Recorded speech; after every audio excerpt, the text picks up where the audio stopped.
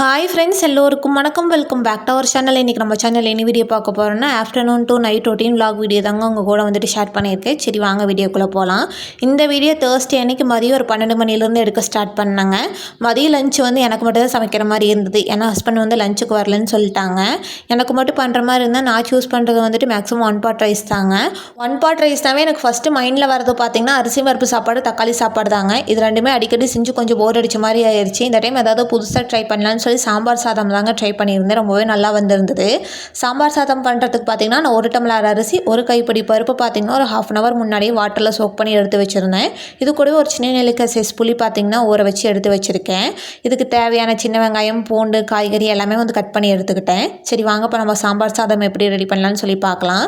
இது பண்ணுறதுக்கு ஒரு குக்கர் வச்சுக்கோங்க. அதில் 2 ஸ்பூன் ஆயில் ஆட் பண்ணிவிட்டு இது கூடவே கடுகு, கடலைப்பருப்பு, உளுத்தப்பருப்பு இதெல்லாம் சேர்த்து நல்லா பொரிஞ்சதுக்கப்புறமா ஒரு 10 சின்ன வெங்காயம், 4-5 பல் பூண்டு, கொஞ்சமாக கருவேப்பிலை, ஒரு 2 வரமிளகாய் சேர்த்து நல்லா வதக்கி எடுத்துக்கோங்க. இது கூடவே பெருங்காயம் வந்து சேர்த்துக்கோங்க. சேர்த்து நல்லா வதங்கினதுக்கப்புறமா ஒரு மீடியம் சைஸ் தக்காளி, வேணுங்கிற காய்கறி வந்து ஆட் பண்ணிக்கலாம். எங்கிட்ட வந்து கேரட் பீன்ஸ் மட்டும்தான் இருந்ததுங்க. அதை மட்டும்தான் வந்து சேர்த்துருக்கேன். காய்கறியெல்லாம் சேர்த்ததுக்கப்புறமா தேவையான அளவு உப்பு சேர்த்து நல்லா மிக்ஸ் பண்ணி விட்டதுக்கப்புறமா வேணுங்கிற மசாலாஸ்லாம் வந்துட்டு ஆட் பண்ணிக்கலாம். கொஞ்சமாக மஞ்சள் தூள், வீட்டில் அரைச்ச குழம்பு மிளகாய் தூள் பார்த்திங்கன்னா 1/4 ஸ்பூன், கொஞ்சமாக சாம்பார் தூள் சேர்த்து மசாலாவோட பச்சை வாசனை போனதுக்கப்புறமா தேவையான அளவு தண்ணி சேர்த்துக்கலாம். 1 டம்ளர் அரிசிக்கு 5 டம்ளர் தண்ணி வந்து கரெக்டாக இருக்கும். அதையுமே சேர்த்துட்டு நம்ம கரைச்சி வச்சுருக்க சின்ன நெல்லிக்காய் சைஸ் புளி தண்ணியுமே அது கூட வந்து சேர்த்தாச்சுங்க. இப்போ நம்ம ஊற வச்சுருந்த அரிசி பருப்பு இது கூட சேர்த்து நல்லா மிக்ஸ் பண்ணி விட்டு உப்பு காரம்லாம் செக் பண்ணி பார்த்ததுக்கப்புறமா நல்லா கொதி வந்ததுக்கப்புறம் மூடி மீடியம் டு லோ ஃப்ளேமில் வச்சு 6 விசிலுக்கு ப்ரெஷர் குக் பண்ணி எடுத்திங்கன்னா நம்மளோட சாம்பார் சாதம் வந்து ரெடி ஆயிருங்க. ஏர்லாம் போனதுக்கப்புறமா ஓப்பன் பண்ணி விட்டு பார்க்குறப்போ நார்மல் ரைஸ் மாதிரி தாங்க இருக்கும். இந்த மாதிரி கரண்ட் வச்சு மிக்ஸ் பண்ணி விடுறப்ப தான் குலைவாக நல்லா சாப்பிட்றதுக்கு வந்து ரொம்பவே சூப்பராக இருக்கும். நல்லா சூடாக இருக்கிறப்ப மேலே ஒரு ஸ்பூன் நெய் வச்சு சாப்பிட்டு பாருங்கள். டேஸ்ட் வந்து ரொம்பவே சூப்பராக இருக்கும். இதுக்கு சைடிஷ் பார்த்திங்கன்னா அப்பளம் மட்டும் இருந்தாவே ரொம்பவே சூப்பராக சாப்பிட்லாங்க. எனக்கு அப்பளம் வந்து அவ்வளோக்கு பிடிக்காது. அதனால் மார்னிங் ரெடி பண்ணியிருந்த தக்காளி தொக்கு வந்து இருந்தது. அதை வச்சு தான் வந்து சாப்பிட்ருந்தேன்.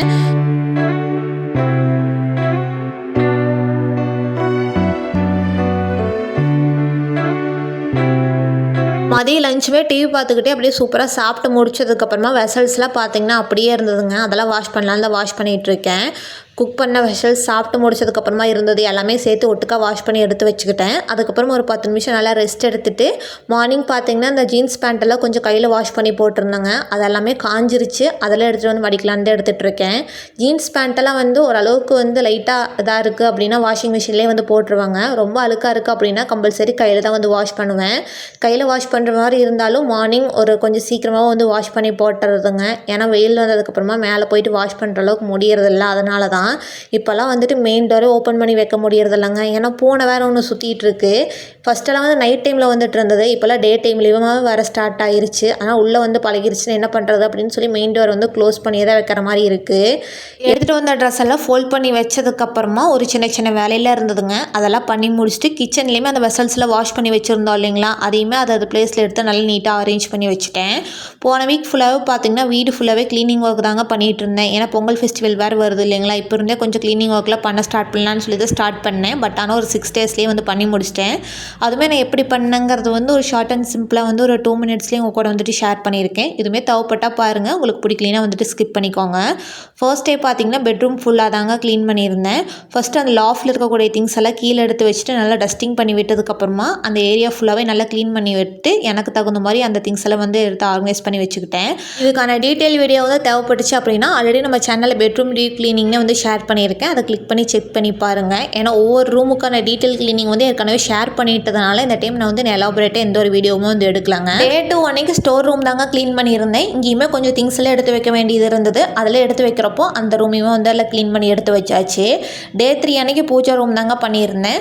பூஜா ரூமே வந்து சரியாக கார்த்திகை தீபத்துக்கு முன்னாடி நாள் தான் வந்து க்ளீன் பண்ணியிருந்தேன். ஏற்கனவே ஷார்ட்ஸில் கூட ஷேர் பண்ணியிருந்தேன் இல்லைங்களா. அப்போ தான் அது க்ளீன் பண்ணுறப்போ கிச்சனில் அந்த பெரிய லாஃப்டில் இருக்கக்கூடிய திங்ஸ் எல்லாமே வந்து க்ளீன் பண்ணி எடுத்து வச்சிட்டேன். ஸோ இது வந்து நான் 2-in-1 க்ளீனிங்காக வந்து பண்ணி முடிச்சாச்சுங்க. Day 4 அன்னைக்கு பார்த்திங்கன்னா கிச்சனில் அந்த ஷெல்ஃபில் இருக்கக்கூடிய திங்ஸ் எல்லாமே வந்து எடுத்து வச்சு பண்ணியிருந்தாங்க. இதுவுமே அந்த ரெகுலராக யூஸ் பண்ணக்கூடிய திங்ஸ் எல்லாம் போக இந்த கண்டெய்னர்ஸ் மட்டும்தான் வாஷ் பண்ணி எடுத்து வச்சு பண்ணுற மாதிரி இருந்தது. மீதியெல்லாம் நம்ம அப்பப்போ யூஸ் பண்ணுறப்போ எடுத்து பண்ணிக்கலாம் அப்படின்னு சொல்லி அப்படியே வந்து வச்சாச்சு. அதுக்கப்புறம் கவுண்டர் டாப்புக்கு கீழே பார்த்திங்கன்னா அந்த குட்டி குட்டி ஷெல்ஃப்லாம் இருக்குது இல்லைங்களா, அதுக்குமே நான் நியூஸ் பேப்பர் தாங்க அடி போடுறதுக்கெல்லாம் வந்து யூஸ் பண்ணிகிட்ருக்கேன். அந்த பேப்பர்ஸ் எல்லாமே சேஞ்ச் பண்ணிவிட்டு அந்த கார்னர் ஃபுல்லாக வந்து அந்த ஹேண்ட் சாக்கெலாம் வச்சு நல்லா லைன் பண்ணி விட்டு இந்த திங்ஸ் எல்லாம் எடுத்து நல்லா நீட்டாக ஆர்கனைஸ் பண்ணி வச்சாச்சு. நம்ம என்ன தான் வந்து அப்பப்போ வந்து எடுத்து க்ளீன் பண்ணாலும் இயர்லி ஒன்ஸ் வந்து எல்லா திங்ஸையும் எடுத்து வச்சு அதில் க்ளீன் பண்ணுறது ஒரு தனி சாட்டிஸ்ஃபேக்ஷனாக தான் இருக்குது. டே 5 அன்றைக்கி பார்த்திங்கன்னா கவுண்டர் டாப் தாங்க க்ளீன் பண்ணியிருந்தேன். எக்ஸாஸ்ட் ஃபேன் மட்டும் ஹஸ்பண்ட் வந்து க்ளீன் பண்ணி கொடுத்துட்டு போயிட்டாங்க. மீதி எல்லாமே வந்து நானே தான் பண்ணிக்கிட்டேன். ஹஸ்பண்டோட ஹெல்ப் தேவைப்பட்டது பார்த்திங்கன்னா கிச்சனில் அந்த லாஃப்ட்டில் இருக்கக்கூடிய திங்ஸ் வந்து ஆர்கனைஸ் பண்ணுறதுக்கும் எக்ஸாஸ்ட் ஃபேன் வந்து க்ளீன் பண்ணுறதுக்கு மட்டும்தான். கவுண்டர் டாப் க்ளீன் பண்ண அன்றைக்கே பார்த்திங்கன்னா ஆர்ஓ மிஷின், ஃப்ரிட்ஜு இதெல்லாமே வந்து ஃபுல்லாகவே க்ளீன் பண்ணி முடிச்சாச்சு. அடுத்தது டே 5 அன்றைக்கி பார்த்திங்கன்னா டைனிங் ஹால் தாங்க க்ளீன் பண்ணியிருந்தேன். இங்கேயுமே பெருசாக எந்த ஒரு திங்ஸுமே வந்துட்டு இருக்காது. அதுக்கான க்ளீனிங் பார்த்திங்கன்னா ரொம்ப சீக்கிரமாக வந்து பண்ணி முடிச்சாச்சு. இது பண்ண அன்றைக்கே பார்த்திங்கன்னா பெரிய ஹாலுமே வந்து க்ளீன் பண்ணி முடிச்சிட்டாங்க. ஓவராலாக எனக்கு இந்த வீடு ஃபுல்லாக க்ளீன் பண்ணி முடிக்கிறதுக்கு ஒரு 6 நாள் கிட்ட வந்து தேவைப்பட்டுச்சு. இந்த 6 நாளுமே நான் கண்டினியூஸாலாம் வந்து ஒர்க் பண்ண கிடையாதுங்க. ஒரு 2 days ஒன்ஸ் 3 days ஒன்ஸ் இந்த மாதிரி வந்து விட்டு விட்டு தான் வந்து பண்ணியிருந்தேன். அந்த மாதிரி பண்ணுறப்போ எனக்கு 6 நாள் வந்து தேவைப்பட்டுச்சு. அண்ட் தென் ஃபைனலாக பார்த்திங்கன்னா போர்ட்டிக்கோ, ஓப்பன் டெரஸ் எல்லாமே வந்து வாஷ் பண்ணி விட்டாச்சு. என்னோடய பொங்கல் க்ளீனிங் பார்த்திங்கன்னா இந்த மாதிரி தாங்க இருந்தது. நீங்களாம் பொங்கலுக்கான க்ளீனிங் ஒர்க்லாம் பண்ண ஸ்டார்ட் பண்ணிட்டீங்களா அப்படிங்கிறத மறக்காமல் எங்கூட கமெண்ட் செக்ஷனில் வந்து ஷேர் பண்ணிக்கோங்க. வீடியோவில் எடுத்து முடிச்சுட்டு கொஞ்சம் நேரம் அப்படியே எடிட்டிங் ஒர்க்லாம் இருந்தது, அதெல்லாம் வந்து பார்த்துட்டு இருந்தேங்க. ஈவினிங் ஒரு 3:30க்கு மேலே ஏதாவது ஜூஸ் குடிக்கணும் போல் தோணுச்சு. ஆரஞ்சு இருந்தது, அதை வச்சு தான் வந்து ஜூஸ் ரெடி பண்ணியிருந்தேன். ஃபஸ்ட்டு இந்த ஜூஸுமே ரெடி பண்ணுறதுக்கு முன்னாடி ஆரஞ்சை ஒரு 2-3 டைம் நல்லா வாஷ் பண்ணி எடுத்து இந்த மாதிரி நல்லா கட் பண்ணி எடுத்துக்கிட்டேங்க. கட் பண்ணதுக்கப்புறமா ஜூஸுமே பிழியறதுக்கு பார்த்திங்கன்னா நார்மலாக அந்த ஜூஸ் பிழியறது இருக்கும் பார்த்திங்களா, அதுதான் வந்து எடுத்திருக்கேன். இதுவே வந்து நம்ம மிக்ஸி ஜார்லேயே வந்து பிளெண்ட் பண்ணலாங்க. மிக்ஸி ஜாரில் பிளெண்ட் பண்ணுற மாதிரி இருந்தால் உள்ளே அந்த பல்ப் மட்டும் எடுத்துகிட்டு அது கூடவே கொஞ்சம் சுகர், ஐஸ் க்யூப்ஸ் சேர்த்து நல்லா பிளெண்ட் பண்ணி எடுத்து நல்லா ஃபில்டர் பண்ணி எடுத்தால் நம்மளோட ஆரஞ்சு ஜூஸ் வந்து ரெடிங்க. ஆரஞ்சு ஜூஸை பொறுத்த வரைக்கும் எனக்கு மிக்ஸி ஜாரில் ரெடி பண்ணுறத விட நார்மலாக ரெடி பண்ணுற இந்த டேஸ்ட் வந்து ரொம்ப பிடிக்குங்க. அப்போ தான் அந்த பல்ப்போட டேஸ்ட் வந்து ரொம்பவே சூப்பராக இருக்கும். இப்போ இது கூட ஒரு ஸ்பூன் ஒயிட் சுகர் சேர்த்து நல்லா மிக்ஸ் பண்ணி விட்டு எடுத்துட்டோன்னா நம்மளோட ஆரஞ்சு ஜூஸ் வந்து ரெடிங்க. நீங்களும் டெய்லி ஏதாவது ஃப்ரூட்ஸ் வந்து சாப்பிடுங்க. அப்பப்போ நம்மளோட ஹெல்த்தையும் வந்து கவனிச்சுக்கோங்க. நல்லா ஜூஸ்லாம் போட்டு நல்லா வெளியில் உட்காந்து ரிலாக்ஸாக குடிச்சிட்டு இருந்தேன்.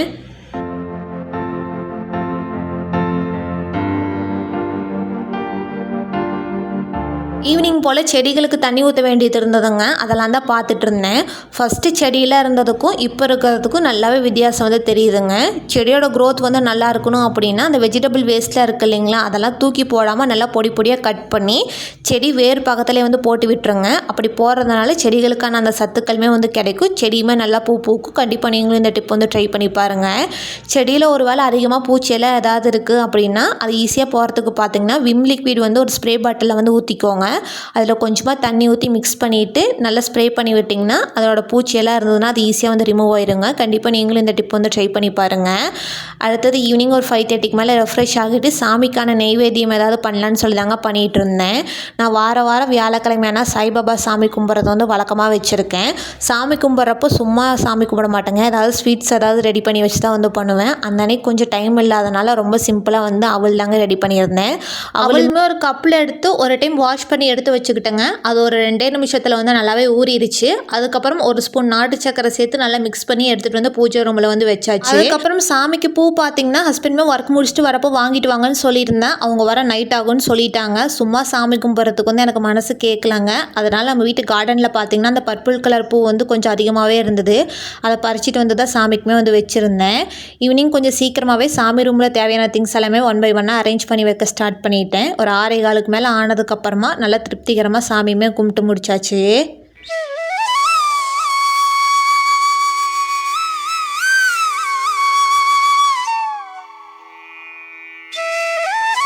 சாமியெல்லாம் கும்பிட்டு முடிச்சதுக்கப்புறமா நைட் டின்னருக்கான ப்ரிப்பரேஷன் ஒர்க்குமே பண்ண ஸ்டார்ட் பண்ணியாச்சுங்க. மாவு இருந்தது, அதை வச்சு இட்லி ரெடி பண்ணலான்னு சொல்லி தான் யோசிச்சிருந்தேன். ஃபஸ்ட்டு மாவுமே பார்த்திங்க ஃப்ரிட்ஜில் இருந்ததை கொஞ்சம் நேரமாகவே எடுத்து வெளியில் வச்சுட்டேன். இட்லியா தோசையான்னு சொல்லி கூட சீக்கிரமாக முடிவு பண்ணிடலாங்க. ஆனால் இதுக்கு குழம்பு வைக்கிறதா பார்த்திங்கன்னா பெரிய கன்ஃபியூஷனாக இருக்கும். எனக்கு பார்த்திங்கன்னா சட்னி வைக்கலாமா சாம்பார் வைக்கலாமாங்கிறது ரொம்ப நேரம் கன்ஃபியூஷனாகவே இருந்துகிட்டு இருந்தது. அண்ட் தென் ஃபைனலாக பார்த்திங்கன்னா பெரிய வெங்காயம் வச்சு தக்காளி சட்னி ரெடி பண்ணலான்னு சொல்லி தோணுச்சு. அதாங்க பண்ணியிருந்தேன். ஃபஸ்ட்டு இந்த தக்காளி சட்னி ரெடி பண்ணுறதுக்கு 2 பெரிய வெங்காயம் எடுத்து நல்லா இந்த மாதிரி நீல வாக்கில் கட் பண்ணி எடுத்துக்கோங்க. இது கூடவே 4-5 பல் பூண்டு அதுவுமே ரஃபாக சாப் பண்ணி எடுத்துக்கோங்க. அதுக்கப்புறம் இது கூட 4 மீடியம் சைஸ் தக்காளி சும்மா ரஃபாக சாப் பண்ணிட்டிங்கன்னா போதும். ஏன்னா இதெல்லாம் வந்து நம்ம எண்ணெயில் போட்டு தான் வந்து வதக்கி எடுக்க போகிறோம். ஃபஸ்ட்டு இது பண்ணுறதுக்கு ஒரு கடாய் வச்சுக்கோங்க. அதில் கொஞ்சமாக ஆயில் ஆட் பண்ணிவிட்டு நம்ம கட் பண்ணி வச்சுருக்க பெரிய வெங்காயம் பூண்டு சேர்த்து இது நல்லா கோல்டன் ப்ரௌன் ஆகிற அளவுக்கு நல்லா வதக்கி எடுத்துக்கோங்க.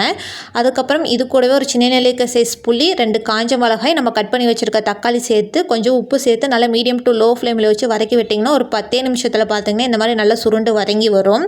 இந்த ஸ்டேஜில் ஒரு கைப்பிடி முந்திரி எடுத்து இந்த மாதிரி மேலே போட்டு விட்டுக்கோங்க. போட்டு நல்லா மிக்ஸ் பண்ணிவிட்டு உடனே வந்து அடுப்பு ஆஃப் பண்ணிடுங்க. ஏன்னா அந்த சூட்லேயே பார்த்திங்கன்னா அது ஓரளவுக்கு வந்து இதாயிரும். முந்திரி வந்து நம்ம எதுக்கு ஆட் பண்ணுறோம் அப்படின்னா அப்போ தான் சட்னி வந்து நல்லா க்ரீமியாக வந்து இருக்கும். அதுக்காக தான்.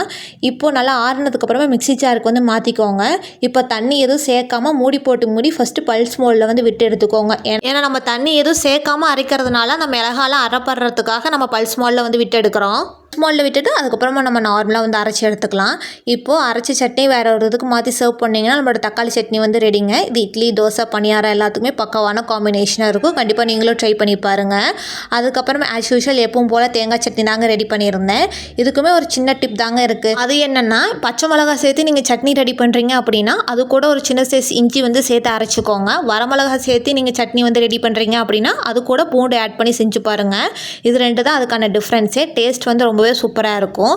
அதுக்கப்புறம் எப்பவும் போல் தாளிப்பில் ஆட் பண்ணி மிக்ஸ் பண்ணி எடுத்து ஒரு ஓரமாக வச்சதுக்கப்புறமா மாவுமே கொஞ்சம் கெட்டியாக இருந்ததுங்க. அதுக்குமே தண்ணி ஊற்றி இட்லி மாவு பதத்துக்கு நல்லா மிக்ஸ் பண்ணி எடுத்து ரெடியாக வச்சுருந்தாங்க. ஒரு 7:30க்கு மேலே பார்த்தீங்கன்னா இட்லியுமே ரெடி பண்ண ஸ்டார்ட் பண்ணியாச்சு. இட்லியுமே ஊற்றி வச்சுட்டு எனக்குமே கொஞ்சம் ஃபோன் பேசுகிற வேலையில் இருந்தது. அதெல்லாம் பேசிகிட்டு இருந்தேன். அதுக்குள்ளே இட்லியுமே ரெடி ஆயிடுச்சு. ஹஸ்பண்டுமே வந்ததுக்கப்புறமா நைட் டின்னர்லாம் நல்லா சூப்பராக சாப்பிட்டு முடிச்சதுக்கப்புறமா கொஞ்சம் கடைக்கெல்லாம் போக வேண்டியது இருந்தது. அங்கே தான் போயிட்டு வந்திருந்தோம்.